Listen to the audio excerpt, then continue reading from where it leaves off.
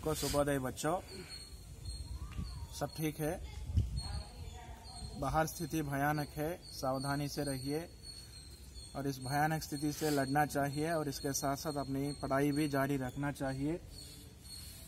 और మనం లాస్ట్ క్లాస్లో సంజ్ఞ గురించి నేర్చుకుంటున్నాం। లాస్ట్ టూ క్లాసెస్ నుంచి సంజ్ఞ గురించి నేర్చుకున్నాం। సంజ్ఞ టైప్స్ 5 టైప్స్ ఉన్నాయి। ఆ 5 టైప్స్లో ఫస్ట్ 4 టైప్స్ నేర్చుకున్నాం। ఇంకా లాస్ట్ టైప్ ఒకటి ఉంది। ఓకే, ఫస్ట్ టైప్ ఏంటి? జాతివాచక సంజ్ఞ। సెకండ్ టైపు వ్యక్తివాచక సంజ్ఞ, దాని గురించి దాని ఎగ్జాంపుల్స్ మొత్తం నేర్చుకున్నాం। థర్డ్ టైప్ ఏంటది? భావవాచక సంజ్ఞ, దాని ఎగ్జాంపుల్స్ నేర్చుకున్నాం, దాని పరిభాష నేర్చుకున్నాం। ఓకే, ఇప్పుడు ఇంకోటి ఫోర్త్ టైప్ ఏంటి? ఫోర్త్ టైపు సముదాయవాచక సంజ్ఞ యా సమూహవాచక సంజ్ఞ। ఓకేనా? ఇట్లా దాని డెఫినేషన్ నేర్చుకున్నాం, అంటే ఏంటో మొత్తం క్లియర్గా నేర్చుకున్నాం లాస్ట్ క్లాస్ వరకు। ఇప్పుడు ఈ క్లాస్లో లాస్ట్ టైప్ అయినటువంటి ద్రవ్యవాచక సంజ్ఞ గురించి తెలుసుకుందాం। ఫిఫ్త్ టైపు ద్రవ్యవాచక సంజ్ఞ। ద్రవ్యవాచక సంజ్ఞ, ద్రవ్యవాచక సంజ్ఞ। ఓకే, ఈ ద్రవ్యవాచక సంజ్ఞ అంటే ఈ ద్రవ్య పేరులోనే ఉందన్నమాట। ద్రవ్య అంటే మెటల్స్ కానీ సబ్స్టాన్సెస్ వాటి గురించి తెలియజేసే నౌన్స్ని మనం ద్రవ్యవాచక సంజ్ఞ అంటాం। మెటల్స్, సబ్స్టాన్సెస్ వాటి గురించి తెలియజేసే నౌన్స్ అన్నిటిని మనం ఏమంటాం? ద్రవ్యవాచక సంజ్ఞ అంటాం। పరిభాష डेफिनेशन చూసేసరికి जो संज्ञा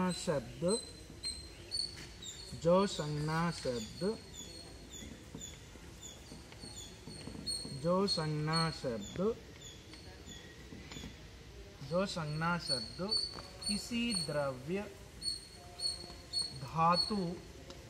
किसी द्रव्य धातु के बारे में जो संज्ञा शब्द किसी द्रव्य धातु के बारे में बोध कराते हैं, धातु के बारे में बोध कराते हैं,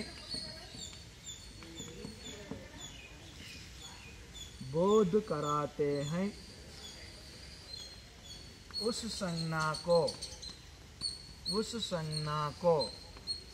द्रव्यवाचक संज्ञा कहते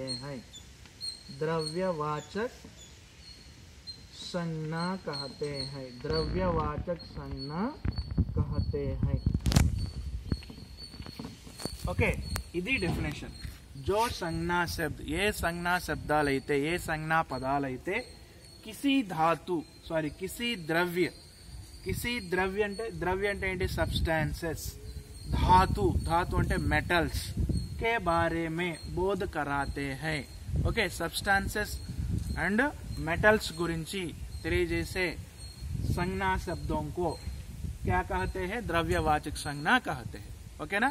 सरे, एग्जांपल्स उदाहरण ఏమవుతుంది?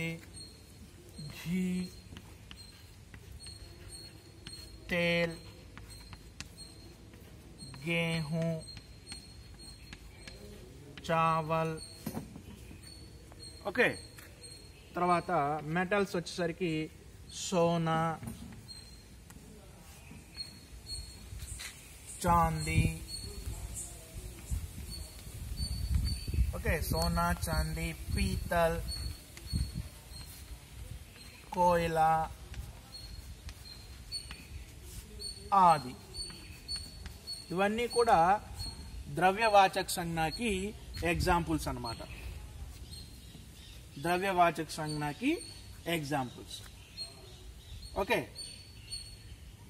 घी, तेल, गेहूं, चावल ఇవన్నీ కూడా ద్రవ్యాలు, సబ్స్టాన్సెస్। ఓకే, घी అంటే నెయ్యి।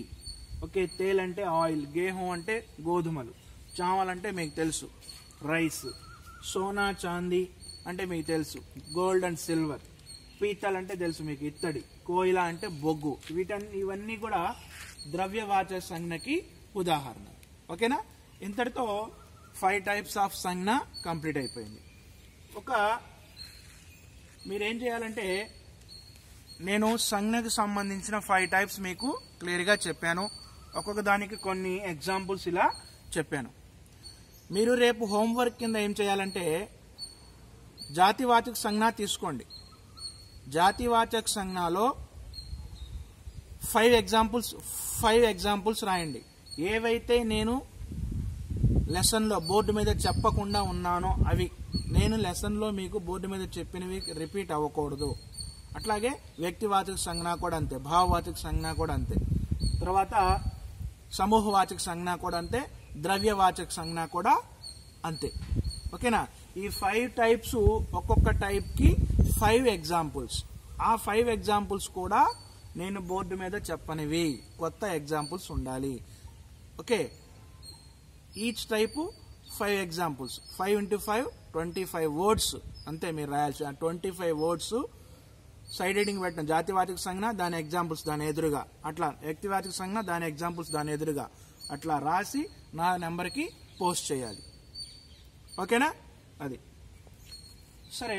ఇంకో చిన్న పాయింట్ ఏంటంటే నోటు, ఈ సంజ్ఞకు సంబంధించి భావవాచక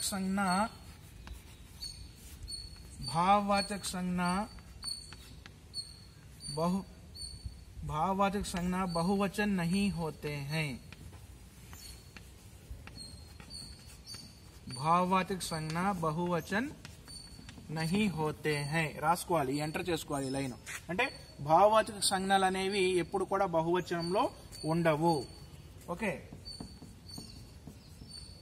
अगर भाववाचक संज्ञा बहुवचन में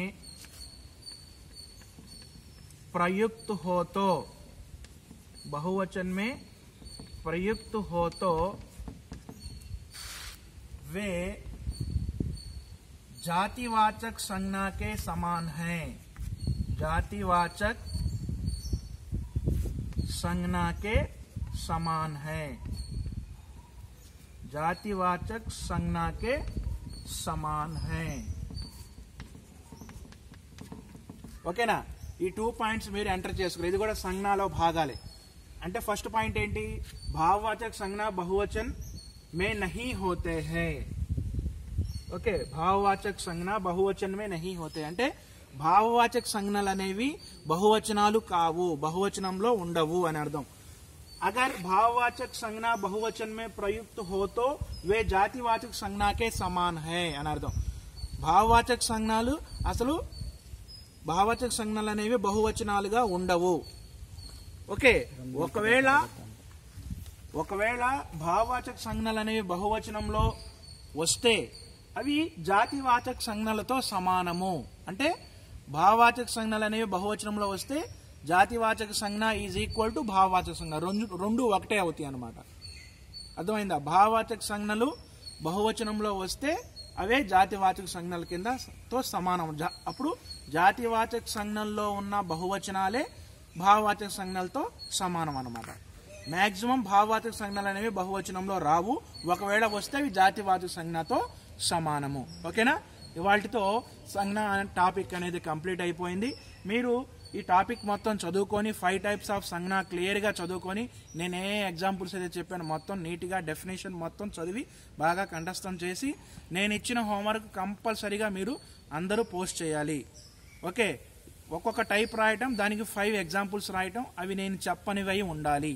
ఓకే, నేను చెప్పినవే మళ్ళీ రిపీట్ చేస్తే కరెక్ట్ కాదు అది. ఓకేనా? నెక్స్ట్ టాపిక్తో నెక్స్ట్ క్లాస్లో కలుద్దాం. ధన్యవాదాలు.